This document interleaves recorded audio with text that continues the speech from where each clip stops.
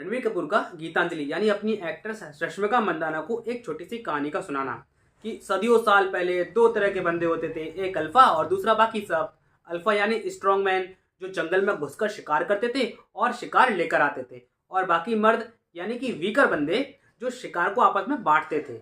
और औरतें जो थी वो खाना पकाती थी और बाकी सबको खिलाती थी। कम्युनिटी ऐसे ही फंक्शन करती थी। औरतें जो है उस टाइम पर सिर्फ खाना ही नहीं पकाती थी, बल्कि वो यह भी डिसाइड करती थी कि शिकारियों में से कौन सा मर्द उनके साथ बच्चे पैदा करेगा, कौन उनको दूसरे शिकारियों से या जंगल के जंगली जानवरों से प्रोटेक्ट करेगा। यह सब कुछ ही औरतें डिसाइड करती थी। अच्छा, इस सीन का आप लोगों को पता होना चाहिए, ऐसा आपको क्यों लगता है? क्योंकि हमारी फिल्म के हीरो का जो मानसिक प्लॉट का बेस है वो इसी थॉट पर रख कर बनाया गया है। तो चलो आइए बेसिक से रिव्यू करते हैं हमारी फिल्म एनिमल के थीम प्लॉट का। नमस्कार दोस्तों, स्वागत है आपका अपने YouTube channel late Latif review में। हिफाजत करना मेरा पहला कर्तव्य है, बाकी सारे इमोशंस सेकेंडरी इंपॉर्टेंस रखते हैं। जो चाहे अब वह पिता के जीवन की रक्षा का फैसला करना हो या बहन की कॉलेज में रैगिंग करने वाले लड़कों को आउट ऑफ लॉ जाकर सबक सिखाना हो, अब भले ही इस सब अजीब व्यवहार के लिए उसके परिवार वाले इच्छुक हैं या नहीं, इससे अपने हीरो को घंटा फर्क नहीं पड़ता। बस उसे दिखाना है तो अपना रुतबा कि कई सारी जिम्मेदारियों के बारे में बोलकर नहीं बताया जाता है, वह करना ही हमारी जिम्मेदारी होता है, वह हमारी ड्यूटी होती है जो किसी भी घर के मर्द को निभानी पड़ती ही है। अच्छा, अब बात करते हैं, अगर देखा जाए अभी जैसे मैंने शुरू का इसका प्लॉट बताया तो आपको शुरुआत में यह कैरेक्टर थोड़ा नेगेटिव शेड का लगा होगा, लेकिन इसके बाद भी ऑडियंस ने इतना ज़्यादा पसंद किया। आखिरकार क्यों कर रही है ऑडियंस को पसंद? तो यह बात होता है कि फिल्मी पर्दे पर दिखाए गए सारे कैरेक्टर्स एक इमेजिनेशन काल्पनिक सोच का ही चित्रण होता है।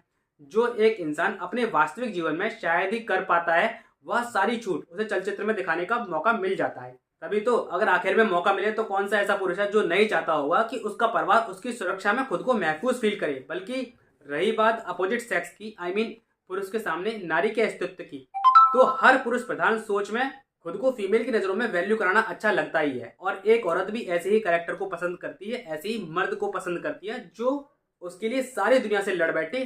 तभी तो जब गीतांजलि रश्मिका मंदाना का जो कैरेक्टर है इस फिल्म में, वो रणविजय यानी रणवीर कपूर से कहती है कि जब मैंने सुना था कि अपनी बहन की रैगिंग करने वालों को सजा देने के लिए तुम कॉलेज में गन तक लेकर चले गए थे, बंदूक लेकर चले गए थे, तब मुझे यह सोचकर अच्छा लगा था कि अगर फ्यूचर में कोई मुझे छेड़ेगा तो तुम उसका हाल क्या करोगे। अब इस डायलॉग से तो यह क्लियर हो ही गया कि अल्फा मेल कैटेगरी आज भी स्त्रियों की पहली पसंद है। मन भावन कल्पना में खोकर रंगीन कविताएं लिखने वाले कमजोर मर्द जो अपनी कमजोरी को छिपाने के लिए मनोहर दृश्यों का वर्णन करते हैं और स्त्री को रिझाने का प्रयास करते हैं, वह सिर्फ कुछ पल तक के लिए उनको आकर्षित कर सकते हैं, लेकिन अंत में हर एक फीमेल की पहली पसंद रणविजय जैसा अल्फा मेल कैरेक्टर ही होता है। लेकिन अब बात करते हैं इस पसंद के पीछे आखिर रियलिटी में एक फीमेल को क्या क्या कीमत चुकानी पड़ सकती है। जैसा पिक्चर में देखने को मिला है, जैसा कि फिल्म में दिखाया गया है, कैरेक्टर इतना ज़्यादा सेल्फ सेंट्रिक था कि अपनी वाइफ को प्रोटेक्ट करने का वादा करते हुए वह कब उसकी सीमाएं, उसकी बाउंड्रीज तय करने लगता है यह उसको खुद ही पता नहीं चलता, और उसके जीवन पर अपनी शर्तें थोपने लगता है, जो कि असुरक्षा की भावना में जीने वाली लड़की पर नेगेटिव वे में इम्पोज्ड होता है। रणविजय को यह फील नहीं हो पाता कि गीतांजलि का परिवार अब बदल चुका है। अब रणविजय के पिता उसके भी पिता हैं, ससुर हैं, जिसके साथ उसके अपने भावनात्मक संबंध हो सकते हैं, जो होना बिल्कुल भी गलत बात नहीं है। लेकिन यहाँ अपने फादर यानी कि गीतांजलि को रणविजय सर कहने के लिए फोर्स करता है। उसके लिए उसके पिता ही सिर्फ उसके पिता हैं, जिनकी हर हाल में इज्जत करना उसकी पत्नी का परम कर्तव्य है।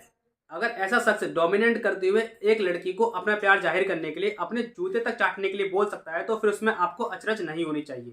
अच्छा, यह तो रहा प्रेम प्रसंग के संबंध में रणविजय के एक्शंस। अब उसका सेकंड डोमिनेंट बिहेवियर देखने को मिलता है उसकी दीदी की जिंदगी में। जैसा कि बार बार वो अपनी दीदी को याद दिलाता है कि तूने एक गलत आदमी का चुनाव अपने लिए कर लिया है। अब भले ही पिक्चर में इसको सच साबित करने के लिए उसके हस्बैंड को बाद में गलत साबित करके दिखाया जाता है, ताकि रणविजय का पॉइंट ऑफ व्यू जो है वो सही साबित हो सके। लेकिन अगर देखा जाए तो उसके हस्बैंड की असलियत का पता लगने से पहले कहीं भी कोई भी गलत डिसीजन दीदी के चुनाव में तो नजर नहीं आ रहा था। सो हाँ, जैसा कि लोगों की भिन्न भिन्न प्रतिक्रियाएं एनिमल मूवी के अल्फा मेल सेंट्रिक थीम पर आ रही हैं, वह कुछ तो सच हैं। कहीं ना कहीं भले ही वह अपने पिता के लिए सैकड़ों लोगों से लड़ने के लिए हर वक्त तैयार रहता है, लेकिन अपने उसी पिता की एक सुनने को बिल्कुल तैयार नहीं होता है। यह कैसा प्यार है जहाँ पिता के लिए सेल्फ रेस्पेक्ट ही नहीं है। तभी तो यहाँ एक्टर अनिल कपूर का जो कैरेक्टर है वो बहुत ही बेजान मरा हुआ सा लगता है, और लोगों के बीच में भी बस बातें चल रही हैं तो रणवीर और बॉबी के कैरेक्टर्स की, ना कि अनिल कपूर की। तो टोटल मिलाकर देखा जाए तो मैं ये अज्यूम करता हूँ कि आपने एनिमल मूवी को देख लिया होगा और इतना detail character wise and theme wise detail description आपको पसंद आया होगा। बाकी फिल्म कैसी रही, उसका थिएटर एक्सपीरियंस कैसा था, अगर आपको यह जानना है तो मैं इस पर एक शॉर्ट वीडियो जरूर बनाने वाला हूँ। सो उसे देखने के लिए प्लीज़ चैनल को सब्सक्राइब जरूर कर दीजिएगा। बाकी अभी इस एपिसोड में इतना ही, मिलते हैं आपसे अपने न्यू एपिसोड में किसी नई मूवी के रिव्यू के साथ या किसी लेटेस्ट बॉलीवुड अपडेट के साथ। अभी तक के लिए बाय बाय, नमस्कार। अपना और अपना ख्याल रखिए और समय पर उनसे बातें जरूर करते रहिए। शुक्रिया।